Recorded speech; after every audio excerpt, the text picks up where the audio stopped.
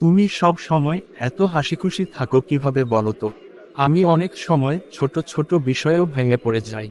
তোমার কি জীবনে কোনো দুঃখ নেই, নাকি তুমি সব কিছু লুকিয়ে রাখো? দুঃখ তো সবার জীবনেই থাকে। আমার জীবনেও কষ্ট এসেছে, চোখের পানি এসেছে।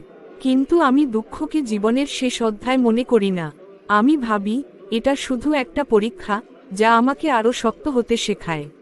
কিন্তু যখন হঠাৎ করে বড় কোনো কষ্ট আসে, তখন তোর সবকিছু অন্ধকার মনে হয়। তখন তুমি নিজেকে সামলাও কিভাবে? প্রথমে নিজেকে শান্ত করার চেষ্টা করি। একটু একা বসি, গভীরভাবে চিন্তা করি।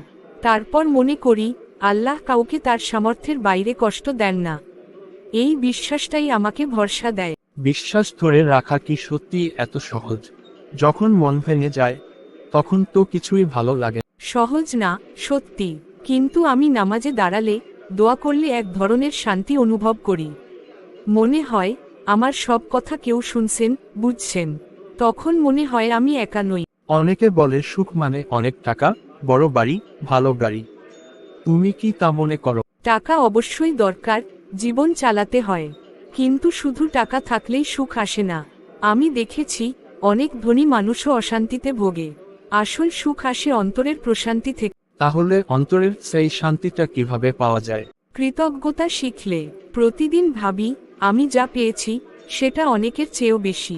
পরিবার আছে, সুস্থ শরীর আছে, রিজিক আছে। এই ছোট ছোট নিয়মের জন্য কৃতজ্ঞ থাকলেই মনটা শান্ত হয়। যদি কেউ তোমাকে অন্যায়ভাবে কষ্ট দেয়, তখন কি রাগ হয় না? অবশ্যই রাগ হয়, কষ্টও হয়। কিন্তু আমি শিখেছি, প্রতিশোধ নিলে মন আরো ভারী হয়ে যায়। ক্ষমা করলে নিজের ভেতরটা হালকা লাগে।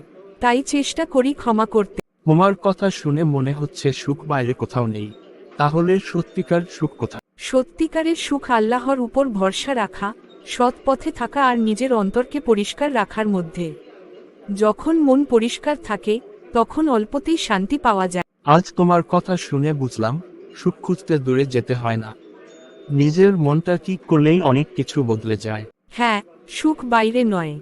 সুখ আমাদের হৃদয়ের ভেতরেই লুকিয়ে থাকে, শুধু তাকে খুঁজে নিতে জানতে হয়।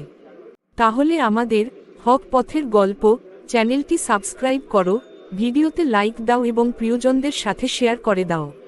দুজন একসাথে আবার দেখা হবে নতুন কোনো গল্পে, নতুন কোনো শিক্ষা নিয়ে। আসসালামু আলাইকুম।